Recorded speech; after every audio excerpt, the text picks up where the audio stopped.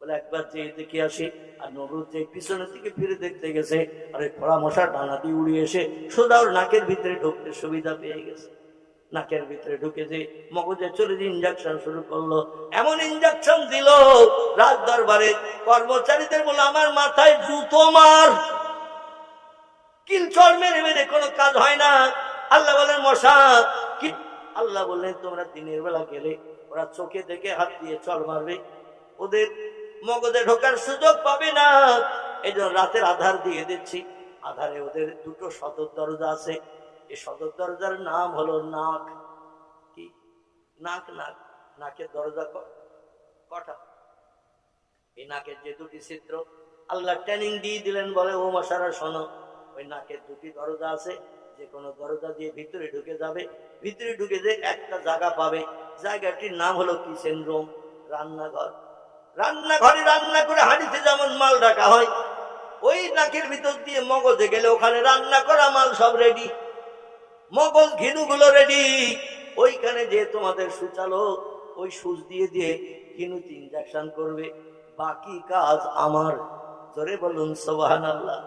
গুড়ো গুড়ো মশা বাবেলের মাঠে চলে আসলো, কারণ আল্লাহ দিনের বেলা রাত করে দিলেন, কেউ আর চোখে দেখতে পেল না।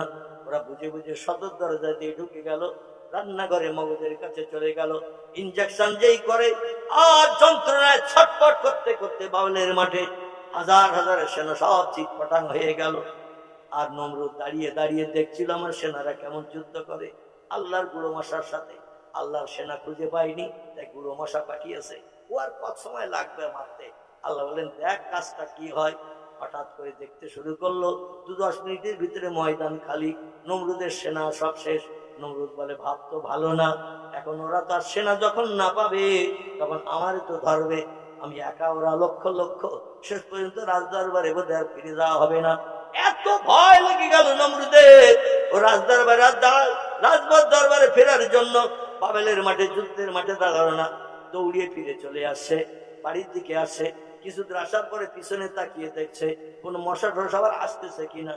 দেখবেন এক পাড়ার কুকুর যদি আর এক পাড়ায় যায়, ও পাড়ার কুকুরের দেখলে ঘেউ ঘেউ করে না, আবার তাড়া দেয় কিনা। আর তাড়া দিলে অন্য পাড়ার কুকুরটা কিছু দূর দৌড়িয়ে আবার পিছনের দিকে দেখে ওরা আসতেছে কিনা। যদি আসে আবার দৌড়াবো, আর না আসলে আমার স্বাভাবিক নিয়মে হেঁটে যাব। ওই কুকুরের দল নমরুদ আল্লাহর দরবারে কুকুর মার আদর্শ নিয়ে কিছু দূর দৌড়িয়ে যে হাঁপিয়ে গেছে, বলে পিছনে মশা যদি না আসে তা দৌড়াবো না, স্বাভাবিক নিয়মে যাব। যে পিছন দিকে ফিরেছে, তাফসীরে কারকেরা আমার ভাইরা লিপিবদ্ধ করেছেন, একটা মশা আসমান থেকে আসতে যে মশায় মশায় ধাক্কা লেগে তার একটা ঠ্যাং নাকি কড়া হয়ে গিয়েছিল। তাফসীর কারকদের তত্ত্ব দেওয়া লেখা, একটা মশা একটু অকেজ হয়ে গিয়েছিল, অসুস্থ হয়েছিল। ও বললো ভাই তোরা কেউ যাস না, ওর দায়িত্বটা আমার দে, কারণ আল্লাহর কাছে যে কি কইবার দেব, আমি তো কোনো অ্যাকশন করতে পারিনি, কারণ আমি অসুস্থ, আমার ঠ্যাং ভাঙা, বসতেও পারি না, দাঁড়াতেও পারি না, ওর দায়িত্বটা আমার দে, আমি একান্তত যাই। সবাই বললো তুই যখন অসুস্থ কমজোরি তো তুই যা, না পারলে আমাদের বলিস। বলে একবার যে দেখে আসি। আর নমরুদ যে পিছনের দিকে ফিরে দেখতে গেছে, আর ওই খোড়া মশার ডানা দিয়ে উড়িয়ে এসে সোজা ওর নাকের ভিতরে ঢুকতে সুবিধা পেয়ে গেছে। নাকের ভিতরে ঢুকে যে মগজে চলে যে ইঞ্জেকশন শুরু করলো, এমন ইঞ্জেকশন দিল রাজ দরবারে কর্মচারীদের বলে আমার মাথায় জুতো মার, কিলচর মেরে মেরে কোনো কাজ হয় না। আল্লাহ বলেন মশা কিলচর মারবে যন্ত্রণা লাঘবের জন্য, খবরদার কিলচর খেয়ে যেন তুই কামড়ানো বন্ধ করবি না, ইঞ্জেকশন বন্ধ করবি না।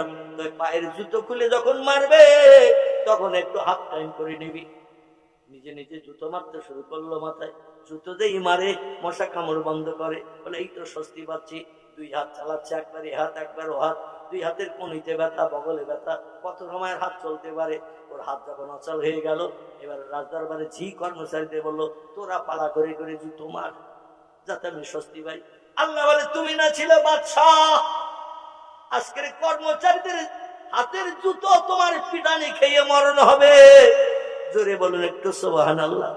আমি ছাড় দেই কিন্তু ছেড়ে দেই না, যখন বান্দাদের ধরি জমের ধরা ধরি, ঠিক না বল? যখন ধরি জমের ধরা ধরি, ধরে কমপ্লিট করি। কর্মচারীরা চিন্তা ভাবনা করে ঠিক করলো এইভাবে কতদিন জুতো মারা চাকরি করতে হবে? আমাদের ভিতরে যে শক্তিশালী আসো, ওর মাথা আস্তে আস্তে জুতো মারতে মারতে যখন একটু ঘুমিয়ে যাওয়ার ভাব নেবে, এত জোরে মাথায় জুতো মারবে মাথার খুলি যেন উল্টে চলে যায়, জনম জনম নমরুদ যেন বিদায় হয়ে যায়। ঘটনা তাই ঘটে গেল। আমি যেটা আপনাদের কাছে বলতে চাইছিলাম, দুনিয়ার খোদাদ্রি বিদায় হয়ে গেল।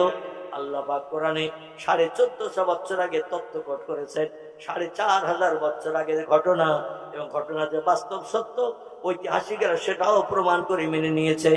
এখনো মিশরের দেশে গেলে নমরুদের রাজ দরবার সব কিছু দেখতে পাওয়া যায়। জোরে বলুন একটু সুবহানাল্লাহ। সেই কোরআন আপনারা বিশ্বাস করেন কিনা বলুন একটু আমিন। আমার ভাইরা, এই পৃথিবীতে 4500 বছর আগে পৃথিবীতে একজন খোদাদ্রোহী বাস করতেন। খোদাদ্রোহীর নাম ছিল নমরুদ। কি নাম বললাম? নমরুদ। আর একজন আল্লাহ প্রেমিক, আল্লাহ ভক্ত পয়গম্বর ছিলেন পৃথিবীতে সেই যুগে। তার নাম ছিল পয়গম্বর ইব্রাহিম খলিলুল্লাহ। নাম শুনেছেন? কোরআনের ভিতরে আল্লাহ 25 জন পয়গম্বরের জীবনী যেটা কোট করেছেন, এই 25 জন পয়গম্বরের জীবনের ভিতরে সব থেকে লম্বা জীবনী যার, তার নাম হলো পয়গম্বর ইউসুফ আলাইহিস সালাম। ইউসুফ নবীর মধ্যে এত লম্বা জীবনী আর কারো নাই। 2 নম্বরে হযরত ইব্রাহিম খলিলুল্লাহ, 3 নম্বরে হযরত মুসা কালিমুল্লাহ। আল্লাহ এদের জীবন একটু লম্বা করে কোট করে দিয়েছেন। কারণ এদের লম্বা জীবন এই জন্য কোট করেছেন, খোদাদ্রোহী বাদশাদের সঙ্গে এদের মতদ্বন্দ্ব হয়েছিল দীর্ঘদিন, এবং তারা 400-450 বছর পর্যন্ত হায়াতে বেঁচেছে, নবীদের সঙ্গে দ্বন্দ্ব করেছে। তাই তাদের জীবনী আল্লাহ কোরআনে কোট করে দিয়েছেন। জোরে বলুন সুবহানাল্লাহ। হাজারো চেষ্টা করে পয়গম্বর ইব্রাহিম নবীকে দাবাতে পারেনি। বহু পরীক্ষা নিরীক্ষা করলো জাদুকরটা দিয়ে। ইব্রাহিম নবী সব পরীক্ষায় ফার্স্ট ক্লাস ফার্স্ট। শেষ পর্যন্ত পয়গম্বর ইব্রাহিম নবীকে আগুনের কুণ্ড বানিয়ে আগুনের কুণ্ডে ফেলে দিল, যাতে আল্লাহর দাওয়াত দেওয়া পয়গম্বর দুনিয়া থেকে নিপাত হয়ে যাক, নমরুদের খোদায় দাবি চালু থাকে। নমরুদ বিশ্ববাসীর কাছে জানিয়ে দিল, আনা রব্বুকুমুল আলা, আমি হলাম সব খোদার বড় খোদা, আমার উপরে বড় প্রভু আর কেউ নাই। ইব্রাহিম নবী বললেন, তোমার মরণ হবে কিনা? বলে, বাপ মরে গেছে, দাদা মরে গেছে, আমিও মরবো। বলে, আল্লাহু হাইয়ুন কাইয়ুম, স্রষ্টা যিনি হন, তিনি অতীতে ছিলেন, বর্তমানে আছেন, ভবিষ্যতেও থাকবেন, তিনি হলেন স্রষ্টা। তুমি মরণশীল, তুমি স্রষ্টা হতে পারো না। জোরে বলুন সুবহানাল্লাহ। পয়গম্বর এইরকম তথ্য দিয়ে দিয়ে বোঝাতো। ও রেগে গড়গড় করতো, গিরগিটির মতো রেগে গড়গড় করতো। আমার ভাইরা, শেষ পর্যন্ত ইবলিস শয়তানের যুক্তি নিয়ে পয়গম্বর ইব্রাহিম নবীকে দুনিয়া থেকে বিদায় করার জন্য হাজারো পরিকল্পনা করলো, আগুনের কুণ্ডের ভিতরে ফেলে দিল। আল্লাহ বলেন, ইয়া নারু কুনি বারদাও ওয়া সালামান আলা ইব্রাহিম। ও আগুন, আমি যদি তোর মালিক হয়ে থাকি, আমার বান্দারে তোর ভিতরে ফেলে দিয়েছে, তোর গরম ক্রিয়া ভুলিয়ে যা, আমার পয়গম্বরের জন্য ঠান্ডা শীতল হয়ে যা। আচ্ছা, হয়েছিল না হয়নি? আগুন ঠান্ডা শীতল হয়ে গেল। ইব্রাহিম নবী 40 দিন 40 রাত পরে আগুনের কুণ্ড থেকে সুস্থ বেরিয়ে আসলো। 20 কিলোমিটার দূরের গাছের পাতাগুলো আগুনের আওতায় হাওয়ার মাধ্যম দিয়ে ঝলসে হলদে মার্কা হয়ে গিয়েছিল। আর আগুনের কুণ্ডের ভিতরে 40 দিন 40 রাত পয়গম্বর ছিল, একটা পশমও পর্যন্ত পড়েনি। জোরে বলুন সুবহানাল্লাহ। এই জন্য ইবলিস শয়তান যুক্তি দিল, ইব্রাহিমের নামের ইব্রাহিমের আল্লাহরে খতম করে দাও। তাহলে ইব্রাহিমের আল্লাহ খতম হয়ে গেলে ইব্রাহিম তার আল্লাহর কথা আর বলবে না। আল্লাহ আছে বলে বলে, আল্লাহ না থাকলে আর আল্লাহর কথা বলবে না। আল্লাহ মারা চিন্তা ভাবনা করো। জোরে বলুন নাউজুবিল্লাহ। ইবলিস শয়তানের মগজে মাল আছে না নেই? ও ফেরেশতাদের নেতা ছিল, সর্দার ছিল, শিক্ষক ছিল, মুআল্লিমুল মালায়েকা আল্লাহ তারে বানিয়েছিলেন, এত জ্ঞান দান করেছিলেন। জান্নাতের ভিতরে সোনার চেয়ারে বসে বক্তব্য রাখতেন, আর হাজার হাজার লক্ষ লক্ষ ফেরেশতা বসে বসে তার ওয়াজ শুনতো। এমন নতুন নতুন তত্ত্ব ইবলিস শয়তান দিত, ফেরেশতারা হা করে শুনতো। স্পেশাল জ্ঞান আল্লাহ তার মগজে দিয়েছিলেন।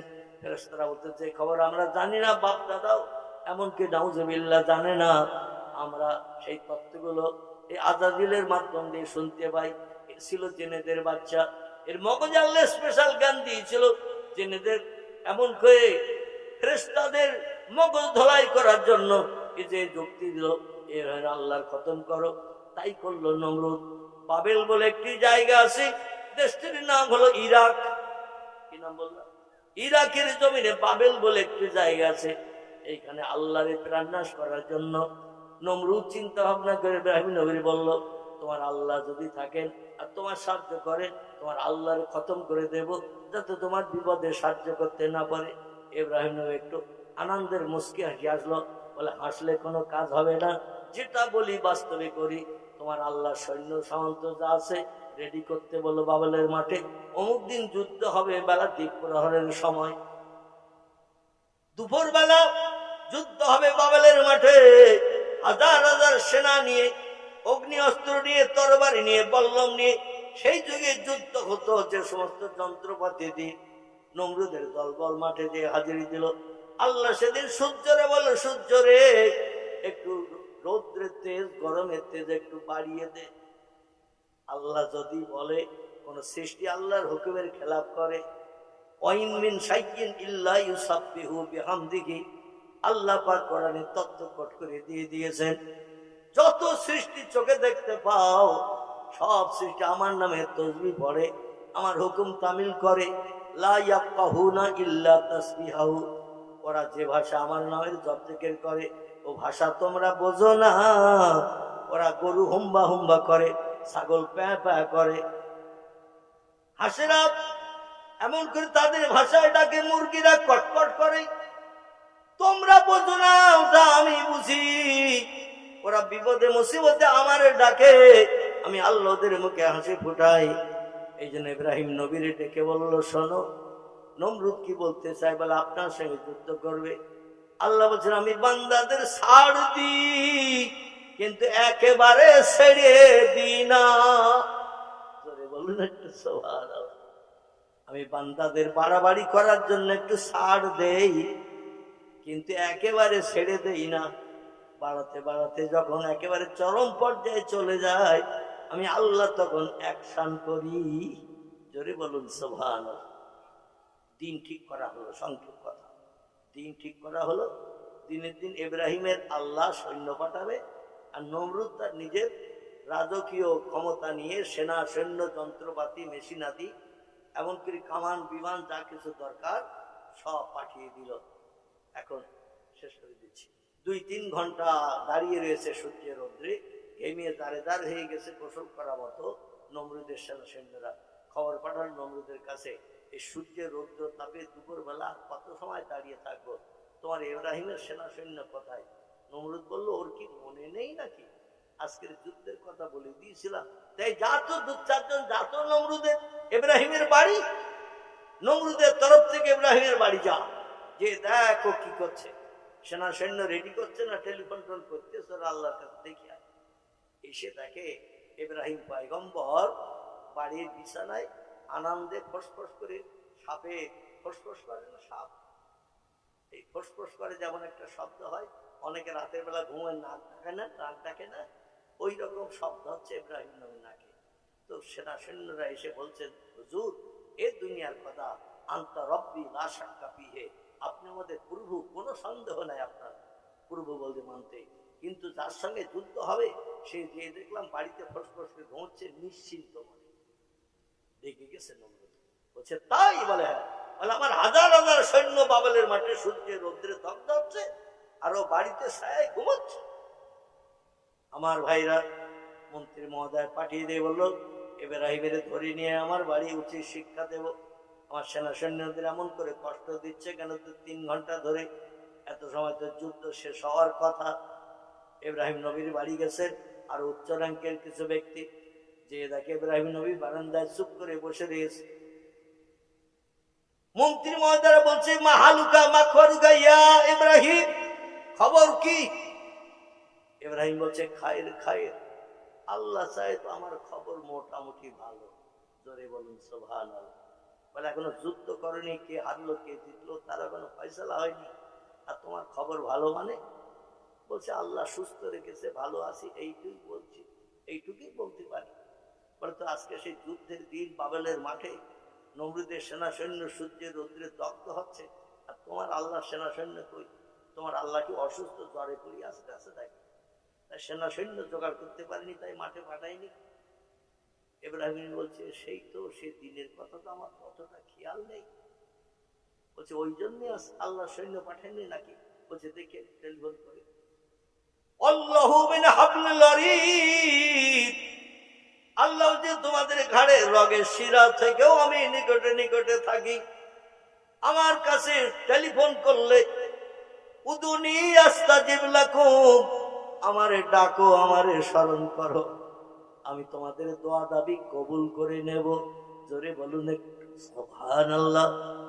পয়গম্বর বলছেন আল্লাহ আজকে তো সেই যুদ্ধের দিন, আমি তো টেলিফোন করে আপনারে জানিয়ে দিয়েছিলাম যেদিন নমরুদ যুদ্ধ করবে বলে ঘোষণা দিয়েছিল। আল্লাহ তোমার কাছে টেলিফোন করে দিয়েছিলাম, আমার দায়িত্ব তো আমি পালন করেছি, আপনার দায়িত্ব আপনি কেন পালন করেনি? এতক্ষণ আপনার সেনা সৈন্য তো আসার কথা, মোকাবেলা করার কথা বাবেলের মাঠে, কেন সেনা সৈন্য পাঠাননি? আল্লাহ বলে পয়গম্বর নমরুদের সঙ্গে দ্বন্দ্ব বেঁধেছে কার? পয়গম্বর চিন্তা ভাবনা করে বলছে আল্লাহ দ্বন্দ্ব তো আপনার সঙ্গে বাঁধেনি, বরং দ্বন্দ্ব বেঁধেছে আমার সঙ্গে। কারণ আমি আপনার কথা বলি, এক আল্লাহ ছাড়া করব নাই, আল্লাহর ইবাদত করে ঘোষণা করো, আল্লাহর নামে তসবিহ পড়ো, আমি বলি। আল্লাহ বলছে আমি কি কোনোদিন দিয়ে বলেছি নমরুদের কাছে? নমরুদ ইব্রাহিম বলছে লা ইয়া রব্বি, আপনি কোনোদিন আসেননি, বলেননি। বলে তাহলে এই যুদ্ধ করতে নমরুদ কেন চলছে? বলে আপনার কথা ওর কান ঝালাপালা করে, ওর কাছে বিষের মতো লাগে। ও আল্লাহ এই জন্য আমি তো আপনাকে জানিয়ে দিয়েছিলাম যুদ্ধ করো আপনার সঙ্গে, আপনার শক্তি বেশি না নমরুদের শক্তি বেশি, ও যাচাই করবে, জনগণকে দেখাবে। আল্লাহ ডেকে বলছেন পয়গম্বর দ্বন্দ্ব হয়েছে তোমার সঙ্গে, ঝামেলা হয়েছে তোমার সঙ্গে, আর তুমি না বললে আমি সেনা কি করে পাঠাই? আজকের যুদ্ধের দিন আমি আল্লাহ জানি, ইয়ালামু খায়নাতাল আয়ুনে ওয়া মা তুখফিস সুদূর, বান্দা মনে মনে যেটা গোপনে চিন্তা করে সেটাও আমি খবর রাখি। বান্দা একে অপরের সঙ্গে চোখের ইশারায় কথা বলে, কেউ বুঝতে পারে না, যার সঙ্গে চোখ টিপে কথা বলে সেই বোঝে, ও খবরটাও আমি আল্লাহ রাখি। জোরে বলুন সুবহানাল্লাহ। এ তুমি না বললে তো সেনা পাঠাতে পারি না, কারণ দ্বন্দ্ব তোমার সঙ্গে। ইব্রাহিম নবী বলছেন না আমি আর রব্বি, আমার একটু ভুল হয়ে গেছে, আমি মনে করলাম টেলিফোন করে দিয়েছে আল্লাহ সময় মতো সেনা পাঠাবে। আল্লাহ বলছেন দ্বন্দ্ব তোমার সাথে, আমার সাথে তো না, আমার সাথে হলে তোমার সাহায্যের দরকার হতো না, টেলিফোন করতে হতো না, আমি কাজ শুরু করে দিতাম। পয়গম্বর আল্লাহ তাহলে সেনা পাঠান, ওরা আমারে বাড়ি এসে থাটিং দিয়ে গেছে। আল্লাহ ডেকে বললেন ইব্রাহিম সেনা তো পাঠাবো, যত সৃষ্টি পৃথিবীতে আছে সব সৃষ্টি আমার সেনা। জোরে বলুন সুবহানাল্লাহ। বাঘ আমার সেনা, ভল্লুক আমার সেনা, হাতি আমার সেনা, গন্ডার আমার সেনা, ইঁদুর আমার সেনা, কুকুর আমার সেনা, সব আমার সেনা। আর কোনটা পাঠালে তুমি খুশি হবে সেটা তো তোমার বলতে হবে। পয়গম্বরদের মগজে জ্ঞান ছিল না? ছিল না। পয়গম্বরদের মগজে স্পেশাল জ্ঞান আল্লাহ দিয়েছেন, সাধারণ মানুষেরা পয়গম্বরদের মতো জ্ঞানী হতে পারেনি। জোরে বলুন সুবহানাল্লাহ। একটু চিন্তা ভাবনা করে পয়গম্বর বলছে আল্লাহ ওই বড় বড় সেনা পাঠালে বলবে অত বড় সঙ্গে কি লড়াই করে পারি? এজন্য বাঘ পাঠিও না, হাতি পাঠিও না, জলহস্তী পাঠিও না, গন্ডার পাঠিও না, সিংহ পাঠিও না, বললে এমন ছোট্ট সেনা পাঠাও যে সেনার সঙ্গে মোকাবেলা করে পরাজয় বরণ করলে ভবিষ্যৎ জেনারেশন নাতি নাতকুরা কোনোদিন আপনার সঙ্গে আর যুদ্ধ করতে আসবে না। বলুন সুবহানাল্লাহ। ইব্রাহিম নবীর চিন্তা ভাবনাটা ঠিক না ভুল? বড় সেনা পাঠালো, ওরা বলবে অত বড় শক্তিওয়ালা সেনার সঙ্গে কি মানুষ পারে? এই জন্য ছোট সেনা হলে দেখতাম। পয়গম্বর বলেন আল্লাহ ক্ষুদ্র সেনা কি কি আছে বলুন? আল্লাহ বলে ক্ষুদ্র সেনা আছে মশা, ক্ষুদ্র সেনা আছে সারপোকা, ক্ষুদ্র সেনা আছে উকুন, ক্ষুদ্র সেনা আছে ক্ষুদ্র ক্ষুদ্র কীট, গুঁড়ো গুঁড়ো সৃষ্টি। আমি আল্লাহ সব আমার সেনা বানিয়েছি, আর ওরা আমার হুকুম ছাড়া আর কারো হুকুম মানে না। জোরে বলুন সুবহানাল্লাহ। ইব্রাহিম নবী বলেন আল্লাহ উকুন, সারপোকা, এমন করে গুঁড়ো গুঁড়ো পিঁপড়া, এদের তো ডানা টানা নাই, মশার দুই দিকে ডানা আছে আমি জানি, ওরা উড়েও লড়াই করতে পারবে, জমিনে থেকেও লড়াই করতে পারবে। আপনি মশা পাঠিয়ে দেন, দিয়ে নমরুদের দল বলরে হেনস্থা করে দেন, আমি এতে বড় খুশি। জোরে বলুন সুবহানাল্লাহ। আল্লাহ ডেকে বলে, ও মশার দল, এই বেলা দ্বীপ প্রহরের পরে আসমান থেকে জমিনে নেমে যাও। লক্ষ লক্ষ কোটি কোটি মশা আল্লাহর হুকুম তামিল করে জমিনে যখন নেমে আসছে, সূর্যের নিচেই যে নেমে এসেছে, সূর্য আড়াল হয়ে গেছে। সূর্য যে আড়াল হয়ে গেল, আল্লাহ বলছেন আমি দিনের বেলা রাত বানাই। বাস্তবে প্রমাণ দেখিয়ে দিলাম। সূর্য আড়াল যেই হয়ে গেছে, দেখবেন যখন তামাম আকাশ যখন মেঘাচ্ছন্ন থাকে, দিনের বেলা 1-2 ঘন্টা দিন থাকতো, অন্ধকার নেমে আসে কিনা, সন্ধ্যা হয়ে গেছে মনে হয় কিনা, কারণ সূর্য ঢেকে গেছে মেঘে। মেঘে ঢেকে গেলেই অন্ধকার দেখায়, আধার দেখায়। ঠিক ওই রকম এত সৈন্য এসেছে মশা, সূর্য পুরো ঢেকে ফেলেছে, দিনের বেলায় রাত হয়ে গেছে। জোরে বলুন সুবহানাল্লাহ। আল্লাহ ডেকে বললেন, তোমাদের উপকারের দায়িত্ব পালন করবো আমি, কাজ করার দায়িত্ব তোমাদের। যাও, চলে যাও। তো দিনের বেলা গেলে ওরা আলোচনা করছে বাবেলের মাঠে, মশা মারার জন্য কামান ছাড়তে হবে না, তীর ধনুক ব্যবহার করতে হবে না, কাছের কাছে আসবে, 2 হাত দিয়ে চপাটাঘাত করবো, 13 বড়ি মিক্সার হয়ে যাবে। কত বড়ি? 13 বড়ি মিক্সার হয়ে যাবে একটা চড় মারলে। আমাদেরও মশারির ভিতরে মাঝে মধ্যে যখন মশা ঘোরাঘুরি করে, কানের পাশে ভোঁ করে আওয়াজ করে, রাগের বসে 2 হাত দিয়ে চড় মারলে ও 13 বড়ি মিক্সার হয় না? হয় না? আচ্ছা, ওই মশারি নিয়ে যদি হসপিটালে যান, নার্সিং হোমে যান, রাগের বসে চড় মেরেছি, ওর হাড় হাড্ডি সব অ্যাডজাস্ট হয়ে গেছে, 13 বড়ি মিক্সারের মধ্যে ঠিক করে দেন, ডাক্তার বলবে কিনা ক গ্লাস খাইছিস? তাই বল, বলবে না? বলবে। যেখানে চড় মেরেছি ওখানেই কমপ্লিট।